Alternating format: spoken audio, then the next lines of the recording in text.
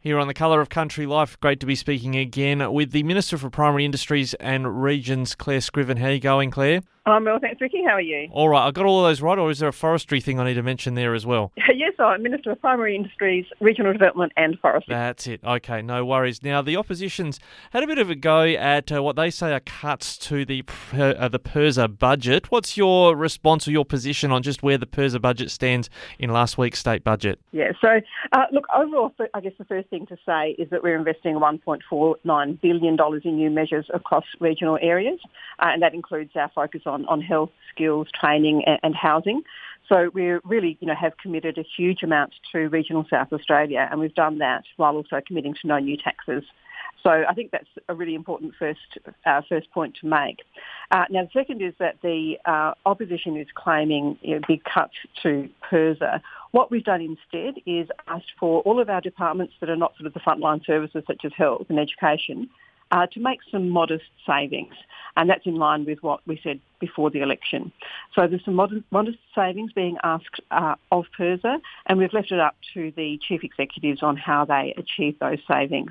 But we are looking at savings of $4.6 million compared to, for example, the Liberals' first budget when they were elected in 2018, where they sought far more than that. They sought $6.9 million in operating savings per annum in their budget. So I think it's a little bit rich of the opposition to be criticising when our savings target is much less than theirs was in their first budget. And just to pick up what you've said there, it's not singling out PIRSA in this respect. It's across government, across the non-frontline services, these savings are being pursued by the incoming government. That's exactly right. And we're doing that without introducing new taxes and, putting hands into the pockets of South Australians through new tax hikes or anything like that. So I think it's a very sensible budget and it does make sure that there are those modest savings while not affecting the frontline services in health and education and so on. One of those significant measures in this year's budget is some additional spending on fruit fly. I want to ask you about the Cross-Border Commissioner in a moment as well, but what's the purpose of those spending initiatives as we do have quite a few outbreaks and control areas in the Riverland?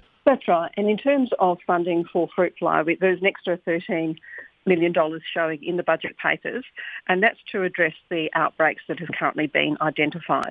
Now, we're trying to, of course, eradicate fruit fly. In the event that there are further outbreaks, that's when we go back and access further funds for that. But of course, if the eradication efforts are successful, there won't be a need to do that.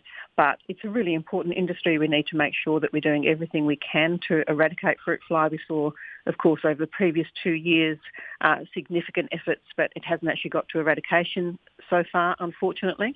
But that's certainly something that the Malinauskas Labor government is very committed to, and I'm committed to as Minister. Just while we're on a biosecurity subject, Nicola Senafani did raise the Shadow Minister concern regarding livestock and the potential for a foot and mouth disease outbreak, and it was implying that maybe we're not adequately resourced to respond to that, what our responsibility would be on that front. Is it your view that we are ready or able to move quickly if we do have that sort of livestock outbreak in South Australia? Yeah, so the department is always engaged with preparedness for different exotic animal diseases that might come up. Now, there is no foot and mouth disease in Australia at the moment. It is in Indonesia, so of course that's a concern. And our State Department and those of other jurisdictions are working with the federal government on preparedness. And of course, no one would expect us to be throwing money at something that doesn't currently actually exist in Australia. What we are doing is making sure that we're prepared for any type of exotic disease. And so the sorts of activities that we're doing around other risks, such as lumpy skin disease, also applies in terms of being ready in the event that there is foot and mouth disease that does come into Australia. Just incidentally in this area, Japanese encephalitis, how are we tracking with that one? The main concern was pigs and horses. Is there an update on just how that one's tracking? I do get regular updates. I'm happy to perhaps come back to you with that if you would like, and just see what the latest information is. Not a problem. Look, on the Cross-Border Commissioner front, this was something, living as you do in the southeast, you know all too well the debate that happened surrounding this. It was an election commitment of Labor, and this is funded within the PIRSA budget area. Yes, it is. So this budget is absolutely dedicated to making sure that we fulfil our election commitments. And the importance of having a cross-border commissioner, I think, is well known to communities who live on the borders, as indeed I do. because it's about addressing those sorts of difficulties that we encounter, whether it's to do with, licensing, whether it's to do with access to education or training. It's different if you're on different sides of the border, and therefore it's a really, really important role that we are establishing, and it was one of our election commitments.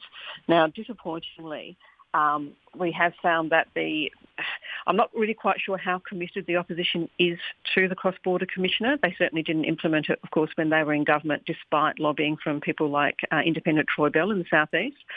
And what we saw last week, I was expecting it to go through its stages in the upper house where I am, but instead at the last minute the opposition introduced a raft of amendments which really just seemed to be an added level of bureaucracy and red tape. So that was really disappointing, because what it meant was that the crossbenchers in the upper house weren't then happy to proceed with debating the bill, because these amendments had only just come in, they didn't get a chance to look at them.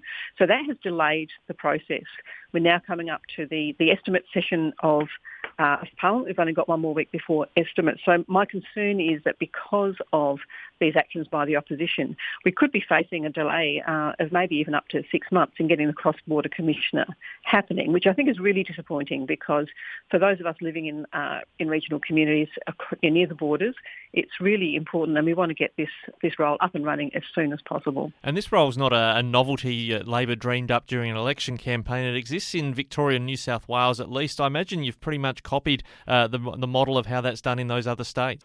So I've spoken with the Cross-Border Commissioner from Victoria and also the Minister there, and also looked at the New South Wales model. And we really want to make sure that we can work in close unison with each of those two Cross-Border Commissioners. Of course, Victoria is a big one for us, but also New South Wales. And so, we've come up, we think, with the best option. I've put it into legislation so that this is not something that can just be, written off by a future government at the stroke of a pen. And so it is really disappointing that the opposition is not getting behind this and trying to help move this along as quickly as possible, so that we can better help people who live in those cross-border communities. All right, well, I'll get this right this time. Claire Scriven, Minister for Primary Industries, Regional Development and Forest Industries. Thank you for joining us again today. Appreciate it. My pleasure. Thanks very much, Ricky.